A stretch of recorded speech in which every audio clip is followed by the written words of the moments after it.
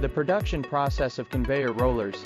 1. Material cutting. The initial step involves cutting the raw material to the required dimensions and shapes according to the specifications for the conveyor rollers. 2. Surface treatment. This step includes processes for treating the surface of the rollers, which may involve polishing, galvanizing, etc. to protect the rollers and enhance their durability. 3. Assembly. The various components of the conveyor roller, such as the shaft, bearings, and roller tube, are assembled together to form the complete roller unit. 4. Laser welding. Where required, laser welding is used to join parts of the roller, providing a strong and precise bond that ensures the structural integrity of the conveyor roller. 5. Quality inspection. Each conveyor roller undergoes a thorough quality check to ensure it meets the required specifications and performance standards. This may include dimensional checks, load tests, and material property verifications. 6. Packaging and shipping. Finally, the conveyor rollers are packaged to protect them during transportation and are prepared for shipping to the customers, or to be stored in the warehouse. Thank you for watching.